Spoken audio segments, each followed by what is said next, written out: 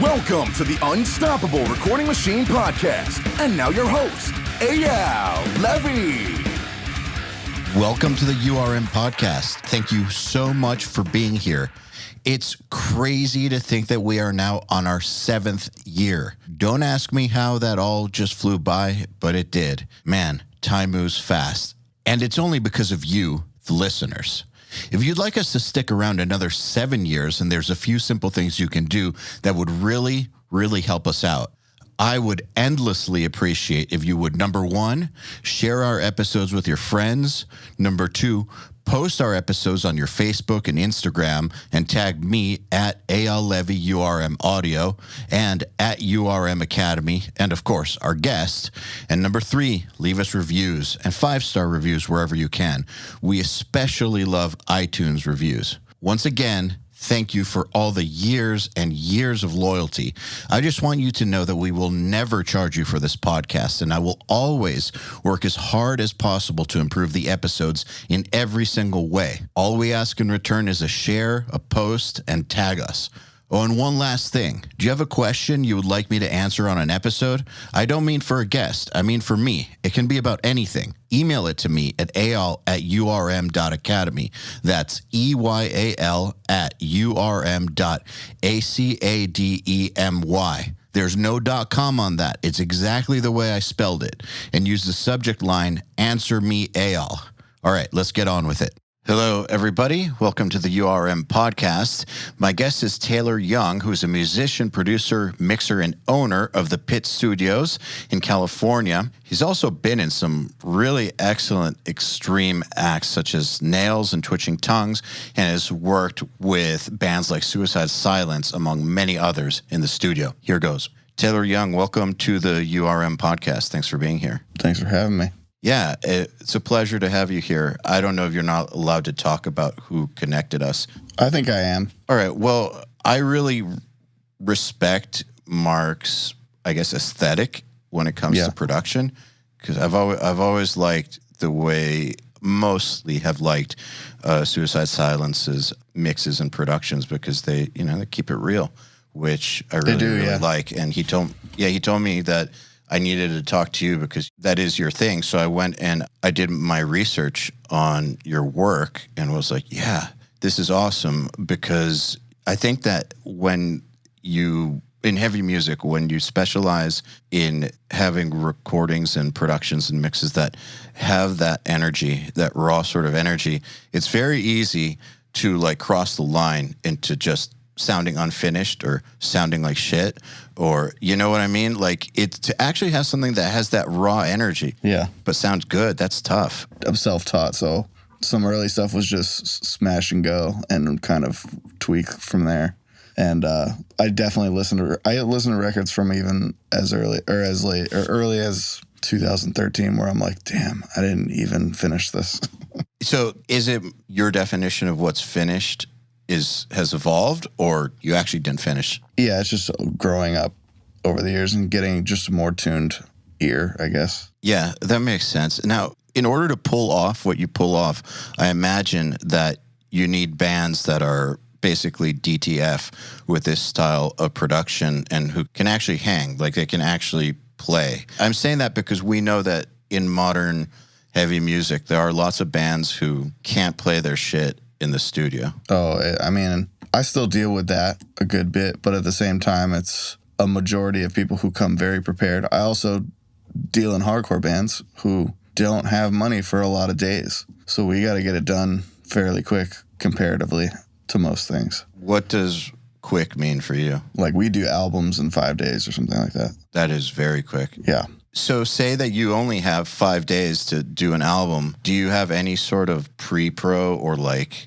preparation time, or like is there anything that you do before? That'll kind of only work if it's a band that's going with no grid or anything like that. Like, they'll get here, we'll start tracking drums with scratch guitar, and that's it. And usually, if it's gonna work, we have drums done by like the beginning of the second day, and then we even have like vocals starting at the end of the second day so that we can sprinkle it for the whole week rather than having the person's voice blow on the last day or something like that. So you're saying that if the band wanted to use a click, it wouldn't be doable? That would take like a half a day at least, yeah. Yeah.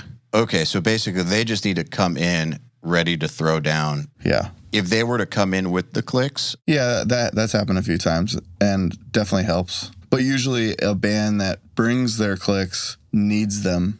So there's a little bit more post work that kind of goes with it as you're going. I try not to be wondering if it's good. Like I'll kind of edit as I'm going. Whereas I feel like some people just kind of like, oh yeah, it's fine. That's good enough.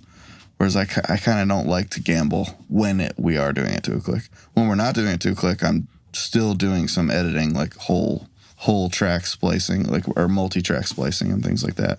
But yeah, it's definitely fast. I like that idea of not wanting to wonder if it's good. Is it like one of those commit as early as possible, but is it like the goal is get something that you can commit to so you can move on? Pretty much. Or like, we get the take as good as we can get it, and then I'll go in and do quick splices to make sure it's at least rocking enough to be okay with it, like in that stage. And then I'll do some more tightening once guitars are there, just because some shittiness kind of pops out sometimes. It seems to me like the commitment side of it is really important. Man, I actually think that that's one of the most important things that producers and mixers really, no matter what they're doing, should get comfortable with. Like, even if they are doing stuff that's totally in the box, like 100% like fake drums and amp sims and like, the polar opposite, I guess. Even in that case, I feel like the best mixers I know like to commit to things pretty early on. I love it. I actually, because I have a really small drum room, or I use a Bricasti reverb on the room mics pretty often. And before we start tracking, I'll find a room sound I like and commit to it rather than tracking the dry room and then keep it and running it later. So it's kind of like picking what studio I want to be in almost. Like if I were going to take it to a drum room, I would be committed to that drum room. So why wouldn't I do that on the front end here? And if it's a good room, nobody ever complains about that. I mean, that's one of the things universally that people want to commit themselves to. 100%, yeah. They spend extra thousands of dollars on that one sound. So you just make sure that you get as close to or that sound that you're looking for before anything is committed, I guess, to hard drive. And that makes a lot of sense to me, I think. I guess you got to trust your decision making, though. I do. And that's but that comes from 12 years of doing this. Like, I've figured out what to do and what not to do. Still didn't happen as fast as it should have, but it did. I mean, this shit takes a long time. It really does. I talk a lot about committing to things and how important it is.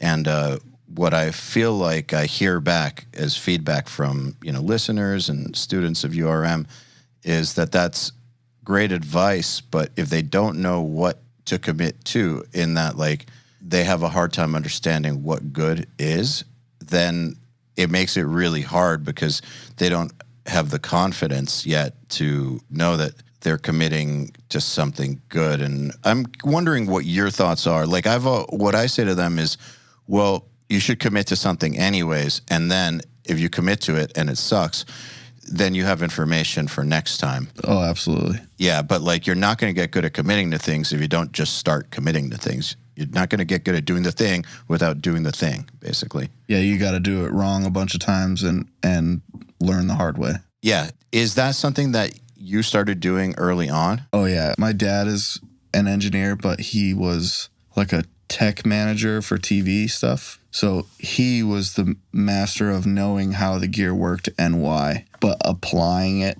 wasn't ever his thing. So I still had to kind of like learn that myself. Whereas like I understood how to connect everything and put it together via his help, but I didn't understand what did what and why, or like what mic was good where. I had to learn all these things on my own. And this was like sort of pre-YouTube, so I wasn't really able. I got a fucking C in a recording class. And it was definitely a lot of guessing and checking for a long time. Yeah, I mean, knowing your gear is really important, I think, but the application is the whole other side of it. I see a lot of people on YouTube who I guess, like, for instance, you see some people like shooting out like converters and doing all these like complex, complicated, unscientific tests with like sine waves and things like that, and trying to come to a conclusion on what's better than what.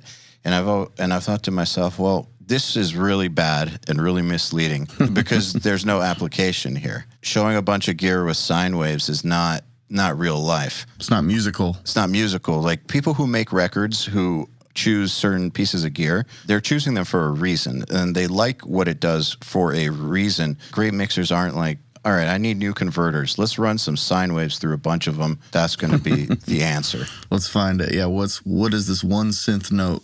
Where is it going to sound the best? Yeah, it doesn't work that way. I do think that the best way to learn this stuff is to just do it and do it some more and do it some more and just be comfortable with the idea of sucking for a long time. Yeah, I was comfortable with it because I was still kind of getting what I wanted out of it, because I've been listening to music for all of my life, just as an intense hobby. And so, I would just push guitars to where I wanted them without any kind of technical knowledge, really, and just getting the sounds.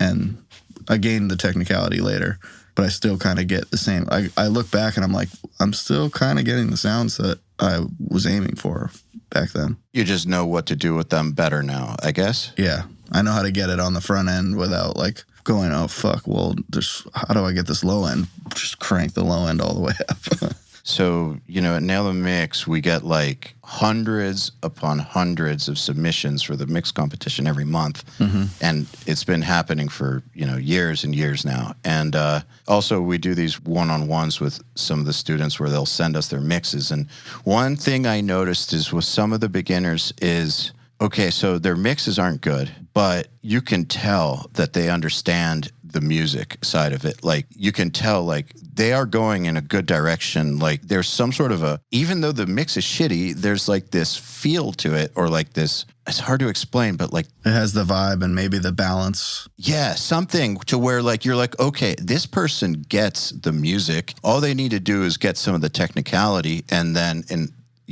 give them a few years, and they're going to be good. I think it's important that people understand the musicality side of it, and I think that you kind of got to understand that going in. Yeah, definitely. I could be wrong, but I feel like that's hard to pick up later. Every band I've ever worked with that like worked with an engineer who was only an engineer told me they had a terrible time. Like, an engineer who isn't really musical in some way, or like, I think it would be very weird for an engineer to not be like a core music fan, but they end up engineering other stuff like outdoor things and movies and things like that, which is cool. But like, to think about somebody who's not an insane music fan recording music is fucking psycho to me. Okay, so check this out. Now, I agree with you, but there are a couple outliers I can think of. So like, TLA is not a musician. Chris? No, his brother, Tom. Oh, Tom. Fuck. Yeah, his brother Tom, and people can argue which one's the better mixer, right? They're both godly. I didn't know there was another one. Oh, well, they've worked on a lot of similar projects and have worked together a lot, and, they're neck and neck as how good they are. Like, Tom did, like, lots of the Blink-182 stuff, and, I mean, similar career. That's why it missed me.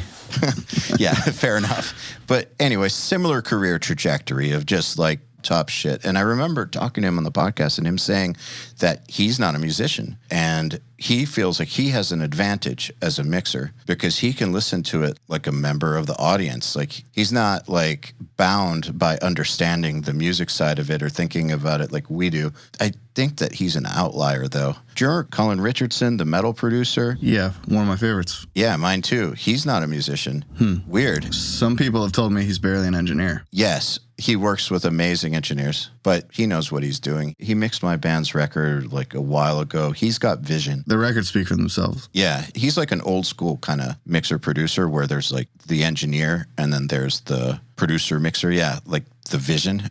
He's got that. But I mean, I feel like that is such an outlier type situation. And nowadays with the way that music is made and the way that musicians all kind of record a little bit, I don't know. I feel like it's important for producers to be music people. Do you find that your drum career has translated in some way over to the production career or informed it or helped it? Yes, especially because I did a lot of those records with Kurt. So going and recording with Kurt Oh, yeah. is what kind of kicked my ass into being more technical. Because I'm watching this fucking genius walk around, just knowing every little nook and cranny, what everything does. Like, there's no question. He can name literally everything he's doing, and I'm like sitting there going, "Oh, how do I get my mosh parts to sound like this?" Like, he definitely influenced me into being technical and better and knowing what the fuck I'm talking about and doing. He's a perfect example because his style is like the pinnacle, I think, of whatever you want to call that thing. The raw thing sounds like it's going to like decapitate someone because it's so fucking intense sounding. He's technical as fuck, man. He does know everything that he's doing. Like, there's no guesswork. It's down to the literal wires. Yep, exactly. I think that's a great person to have gotten to learn from. So you were already producing and engineering when you worked with him. Yeah. Did he know that you were doing that? Oh, yeah, because I was over his fucking shoulder. Cool. Good. I'm sure that he was very forthcoming with information. He was, and very patient with my constant questions. And still is. If there's anybody I fucking annoy on the internet, it's probably him. Well, I mean, dude, he's fucking great. Before you worked with him, did you think that, I guess, this style of production was more, I guess, casual? I don't know if casual's the right word. I get what you mean. I think I was comfortable in my ignorance, if that makes sense. Like, I didn't care that I didn't do it like correctly, as long as it sounded the way I wanted it to. And going to him made me care, for sure. Well, you just see how much better things can get when you see someone that's a master of it. When you know what you're doing.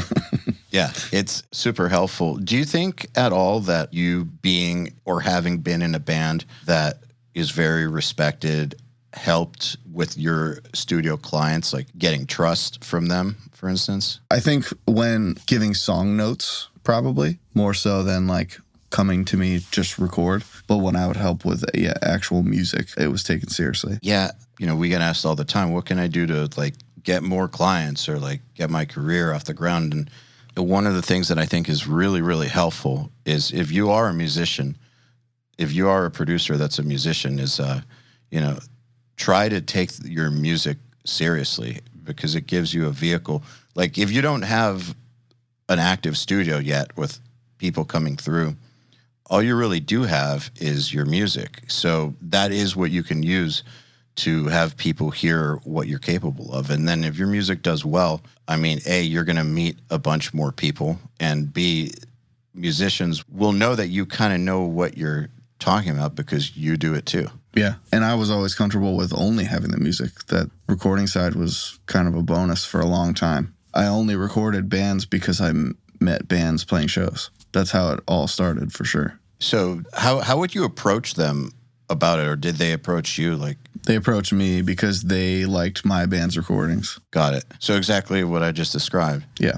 So yeah, if you're confident in your own shit, then it'll come. You don't really have to do much selling or marketing, really, if you have some sort of a way to meet people. Yeah. If your work's in place, and you're confident in it, and there's some way for you to be a part of some sort of a scene, I think that it will come if the quality's there. Yeah. I've only cold called one band in my entire life, and they wanted it, which was cool. They did? Yeah. How did you pull that off? I'm just wondering because it's the hardest thing for me to do is cold call someone. It was kind of on the spot because we were in the middle of a conversation. I was like, well, if you ever want to record here, I'm there. And he's like, actually, that's a good idea. Like, immediately. And then we've done 4 records together since then. Okay, but you didn't just call them out of nowhere. Oh, no. Well, it was a person I know, but who hadn't worked with me before. Okay. And it sounds like in the conversation, it was natural. Yeah, totally. It was like an organic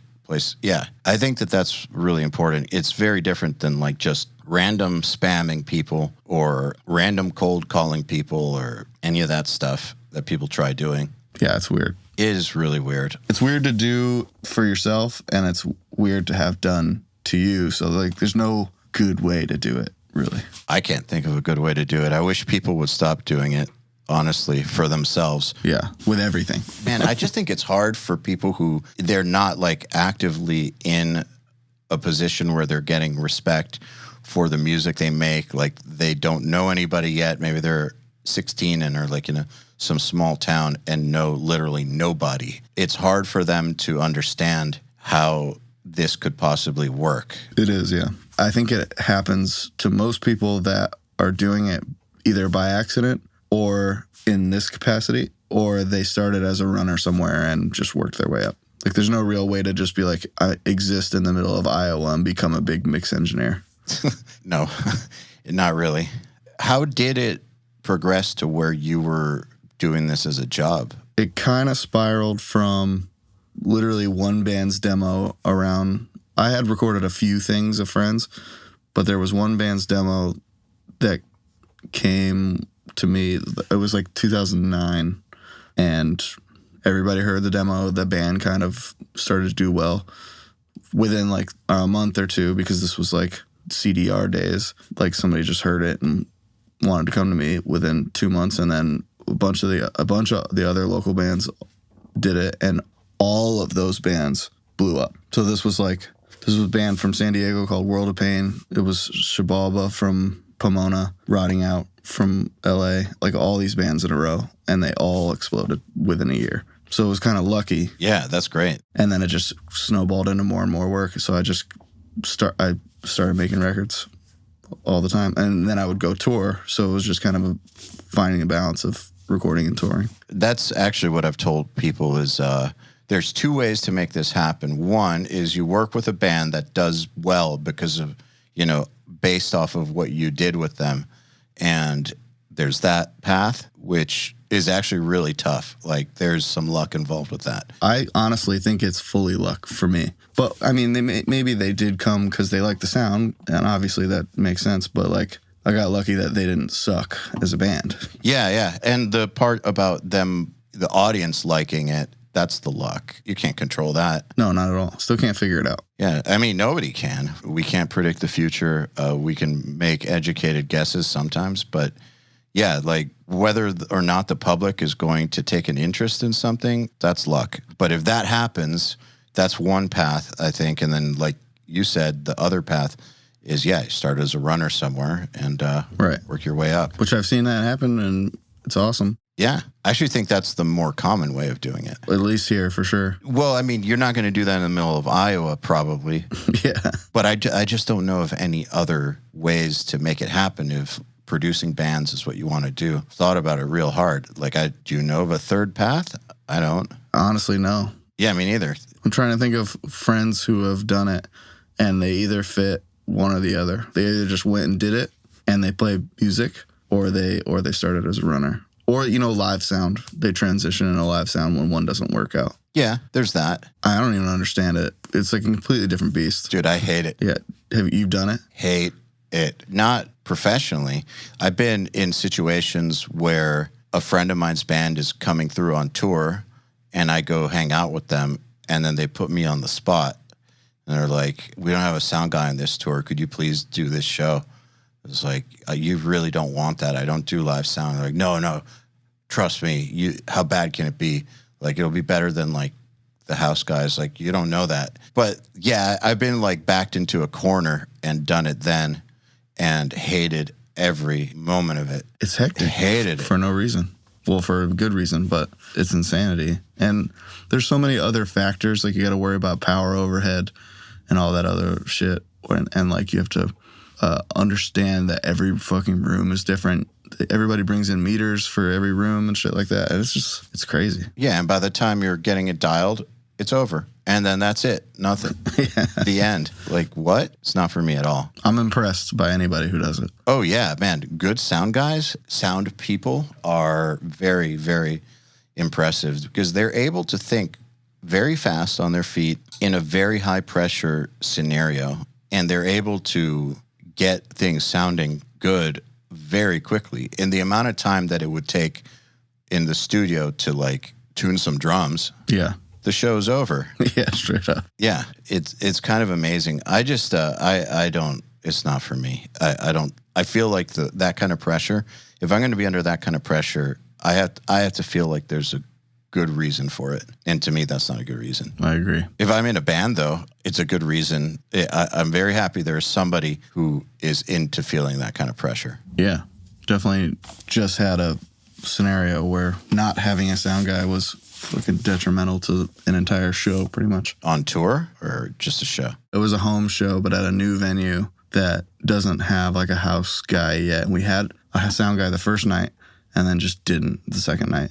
So it was like me, the venue owner who had just gotten the console, and the guitar player of my band who is also good with sound stuff. Like all three of us like looking at it like it's a fucking math problem none of us can figure out.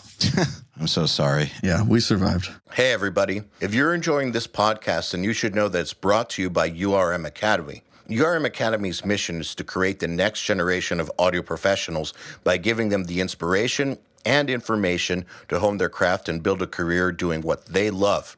You've probably heard me talk about Nail the Mix before, and if you're a member, you already know how amazing it is. At the beginning of the month, Nail the Mix members get the raw multi-tracks to a new song by artists like Lamb of God, Angels and Airwaves, Knock Loose, Opeth, Meshuggah, Bring Me the Horizon, Gojira, Asking Alexandria, Machine Head, and Papa Roach, among many, many others.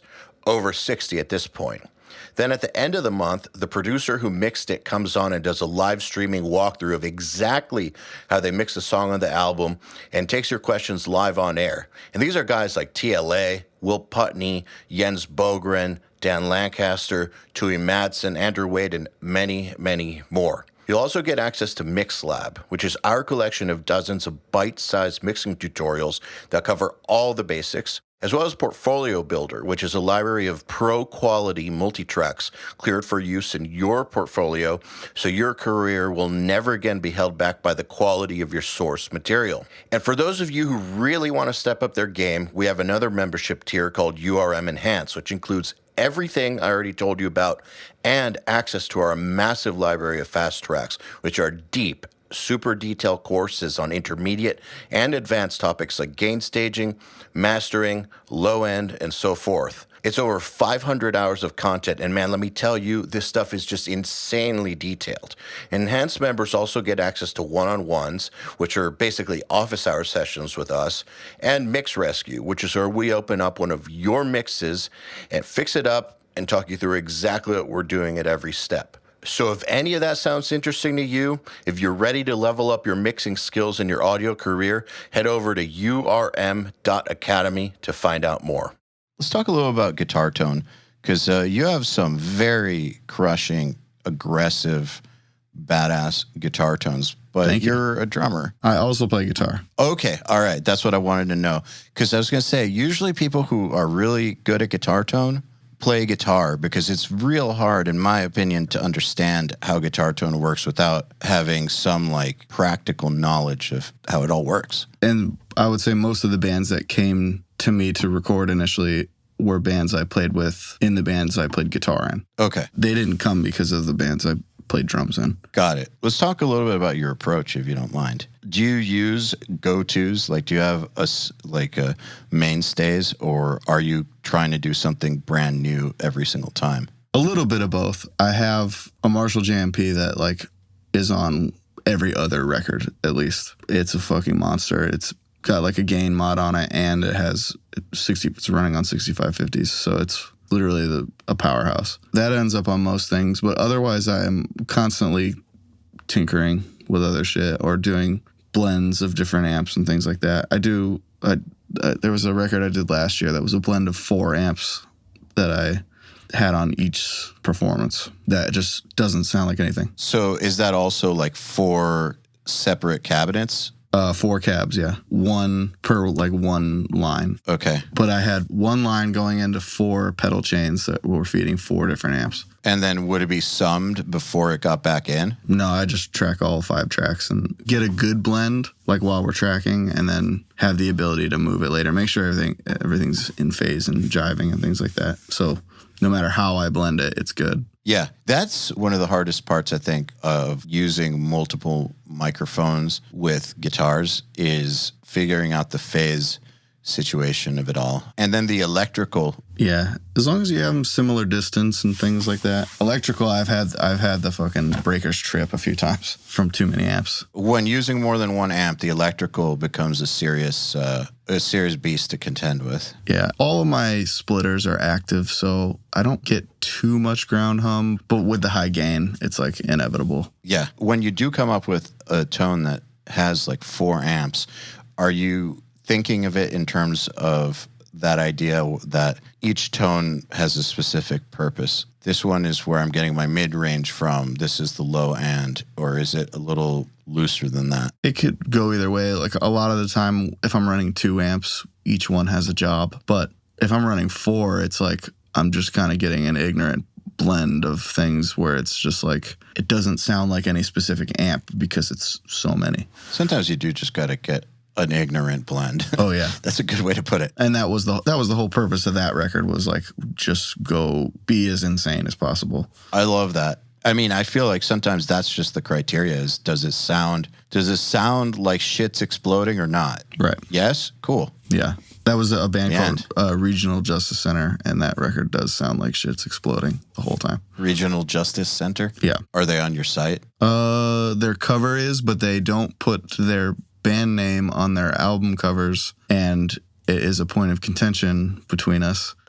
But it's because they think the art is so good they don't want to sully it. The album's called Crime and Punishment. All right, I just want to hear what this sounds like real quick. Absence? Yeah, that one's good. I'm on their Bandcamp. That's all that's up here. Okay, cool. It sounds like it's exploding. That's awesome. Sure does. Man, I love tones like those. You know, I don't normally talk about gear and stuff like that on this podcast. It's more about the other stuff. But like tones like these, I think they're really hard to make good. I agree. Because you can descend into total garbage very easily. It can be a mess. Yeah. I mean, I know that the real answer is it depends, right? Depends on the scenario. But how do you keep things from becoming a mess? Like, are there certain things that you do, or is it just like, I just don't let it become a mess? I've had it become a mess a few times. It's kind of just knowing what amp is going to produce what and what pedal is going to help it. So it's like, I'm not going to put 2 tube screamers on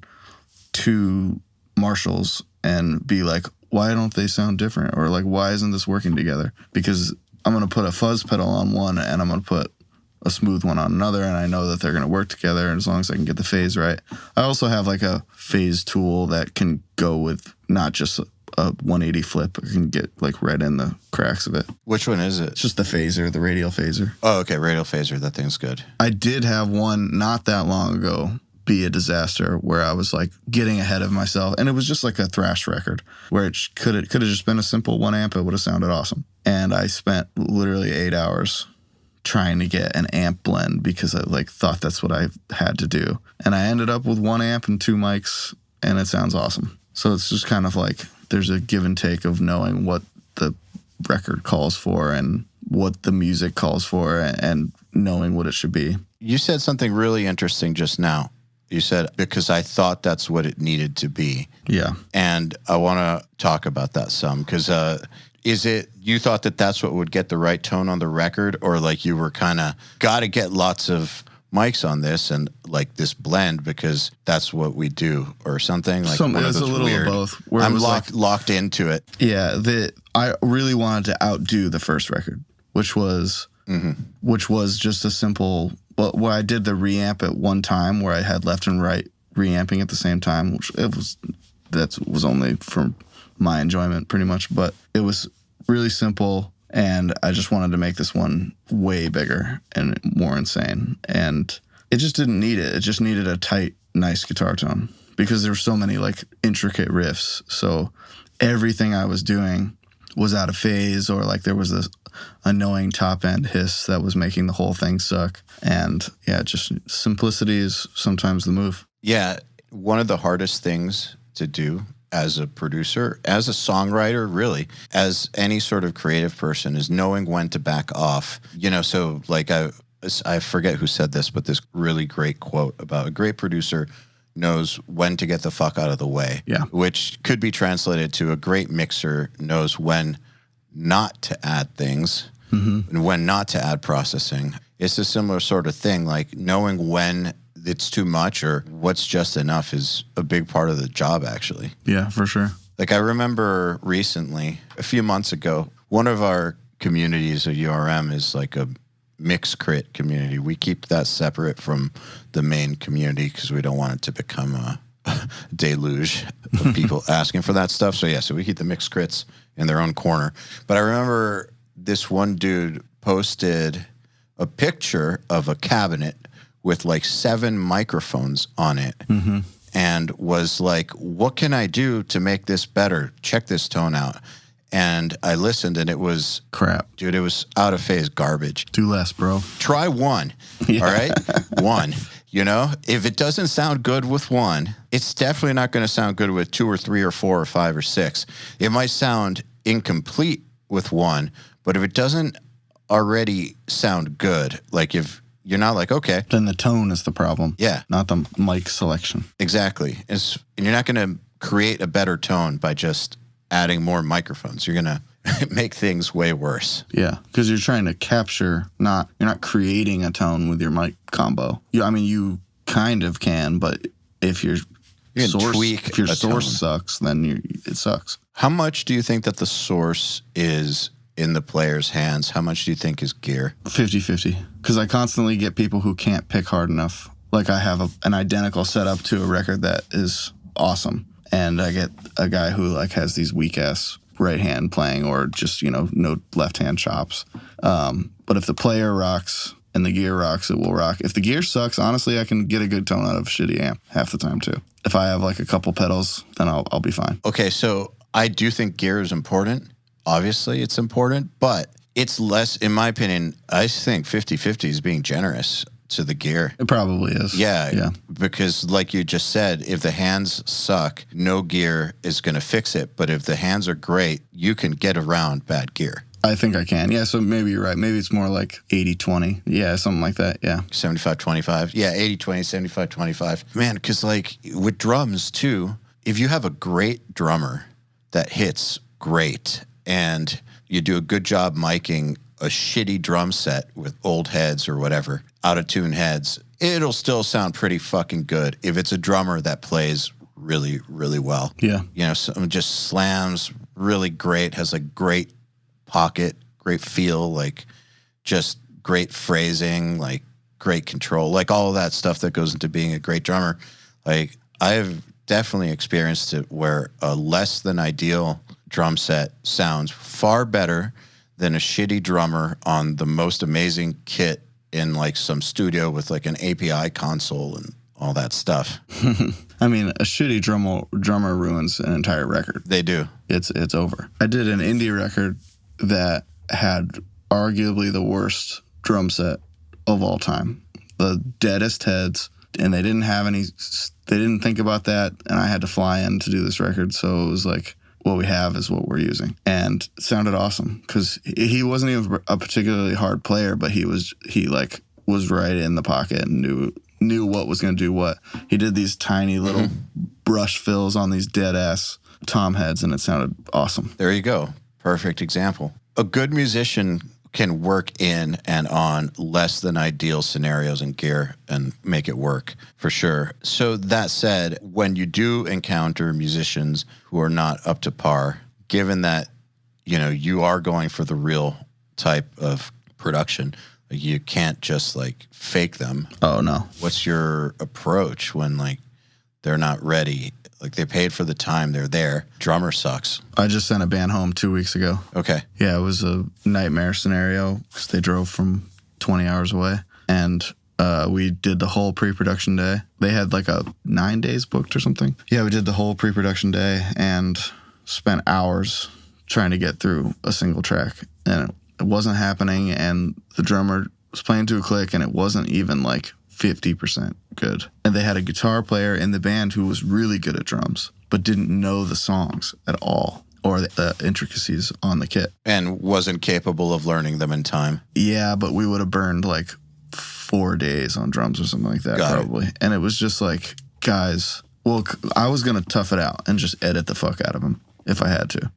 the guitar player was like, well, we really want to sub in the guitar player because I think he's going to do better. And I was just like, he may do better, but then we're not finishing the record and it's not going to be very good. And they were like, yeah, I get it. And I was like, if I were in your position, and this is coming from the person who would like to get paid the other half of the deposit, I would pack up and go home. And they were like, yeah, well, that's kind of what we were thinking. And they did. Hope they don't break up. I don't think they will. I'm just saying that because you know that that sometimes bands break up after that. I do believe there is a lineup change in the band already. Good. I mean, I would be pretty pissed off if I drove 20 hours, was getting ready for the studio, and one of my band members just couldn't do it, like couldn't play the parts. They weren't able to practice because I guess they live kind of far from each other. And what was crazy is that the drummer was like the dude who planned it with me. Crazy. I feel bad because he's probably going to listen to this. He listens to all my stuff. So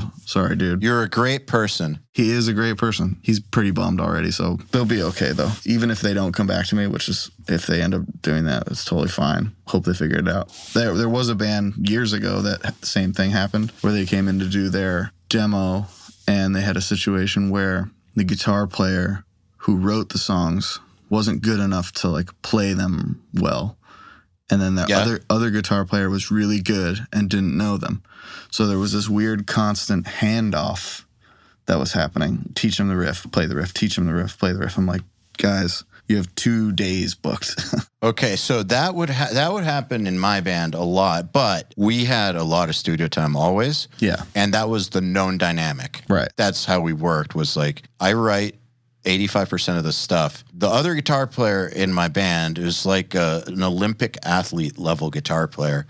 That's amazing. Yeah, one of the very best on the planet in metal. Like, I'm okay. I'm not bad. I'm pretty good, but not like this. I will never be as good as him. Doesn't matter. I could practice 12 hours a day for the next 25 years, and I still will not be as good as he was when he was 18. It's important to understand that. So, yeah, there were a lot of times where I would show him a thing, and then he would learn it and track it. I mean, some of the songs we would come in already having totally done. But, I mean, we'd be in the studio for like 8 weeks. That's a long time. Yes, it's a long time. It allows for stuff like that. But if you only have 2 days, that is not going to work. That is going to be a very stressful situation. Oh, yeah. So I sent them home after we had one single guitar track for one song after like 3 hours or something like that. And I was just like, you guys, you don't have any money and I don't need to take it. Go get good. And they came back with a new guitar player, and the guitar player who wrote everything became the singer. And they fucking crushed. And then they were a band for like 5 years. They were called Skin Father. They were like an Entombed kind of band. That's cool. They did a great LP and played a ton throughout California. So it worked out. Yeah, it was awesome. And they were glad they didn't have a weak product. I like that approach of just dealing with it head on and not letting things suck, basically. I feel like most of the time, musicians will appreciate that. I do think there's probably always going to be, if you have to have that conversation, some people won't understand it. They will just want to get it done now. But I do think that people who do care will appreciate that sort of approach. They took it well. They were all kind of people who were in bands a lot. They wanted to take it seriously from the get-go. Makes sense. So let's talk about your pedal that's coming out. Okay. This is the first time I'm talking about it. So it's a combination of an overdrive and a fuzz. Tell me more. It is 2 separate circuits in one pedal box with a universal bypass in the center, so you can turn on either one or both at the same time with the center switch.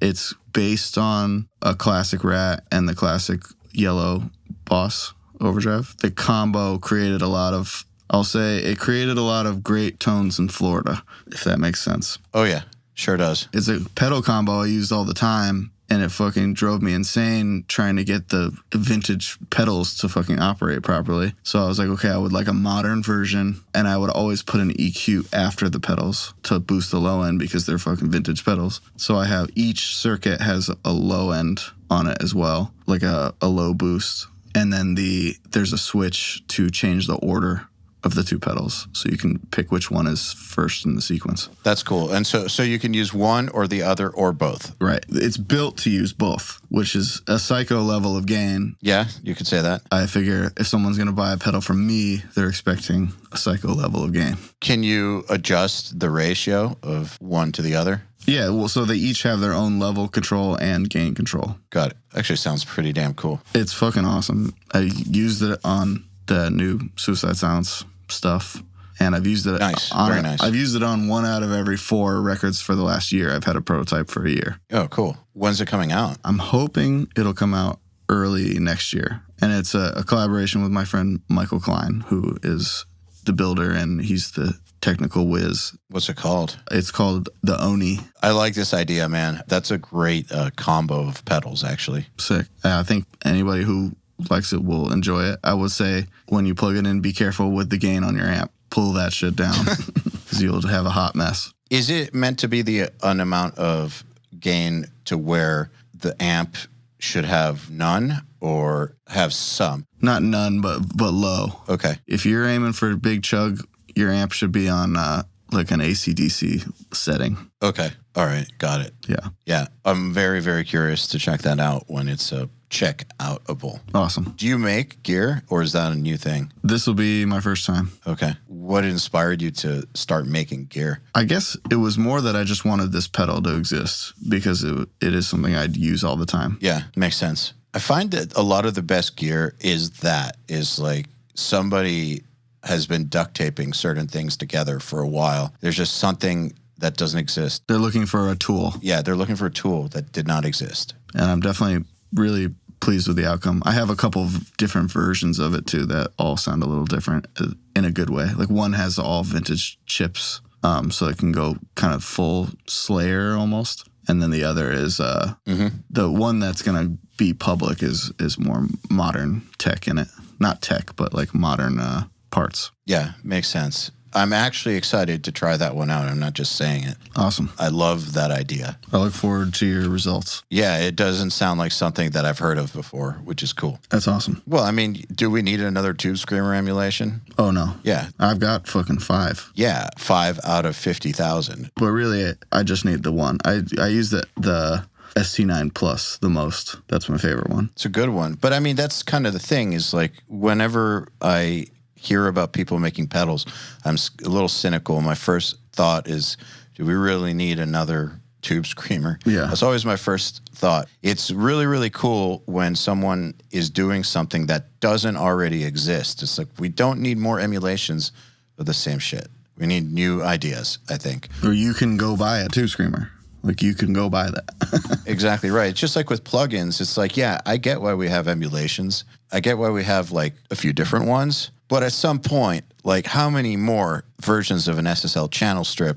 do we need? I was literally going to say the same thing, the actual same thing. Well, I have 3 and I use 1. Yeah, of course. Do they sound different? I don't think so. Maybe a little, but not enough to matter. For SSL, I'm just going in and pushing either 5K or 8K and calling it a day. I'm not really doing much more than that on that thing. Yeah, I just think that so much of this stuff is marketing hype and sales tactics. That it's important for people who are buying this stuff and using this stuff to just realize that lots of companies have to stay in business. And so lots of products, I'm not saying that they half-ass them. They do not half-ass them. Right. But they're not always going to have like this innovative idea that's going to change the world as we know it. They're just going to build their library more. Yeah. Their vision of their library being complete equals having an SSL emulation, an 1176 emulation, even though there's a million other ones.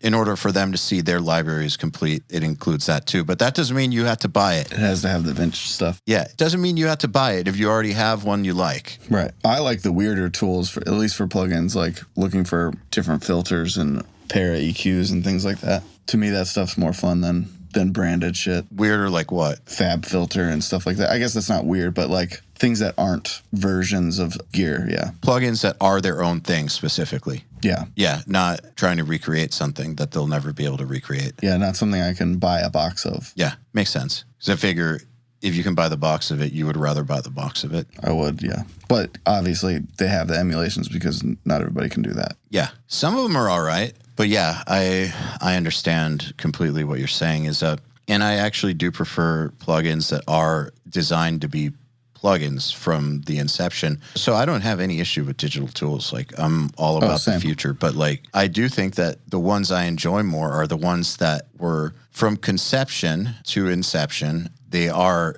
digital tools. Yeah. So that's how they came about. They were meant to be in that world. They're not taking something from another world. That's not to say that the emulations are bad or anything. Just my preference. Right. They're all impressive. But yeah, I would rather use a plugin that's a plugin. Yeah, makes perfect sense. Well, Taylor, I think this is a good place to end the episode. I want to thank you for taking the time to hang out. It's been a pleasure meeting you and talking to you, and I love your work. Thank you. I had a blast. Thanks for having me. Yeah, anytime. All right, then. Another URM podcast episode in the bag. Please remember to share our episodes with your friends, as well as post them to your Facebook and Instagram or any social media you use. Please tag me at EYAL Levy URM Audio at URM Academy, and of course, tag our guests as well. I mean, they really do appreciate it. In addition, do you have any questions for me about anything? Email them to me at eyal@urm.academy. That's EYAL at urm.academy,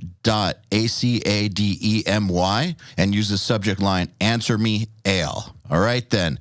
Till next time, happy mixing. You've been listening to the Unstoppable Recording Machine Podcast. To ask us questions, make suggestions, and interact, visit urm.academy and press the podcast link today.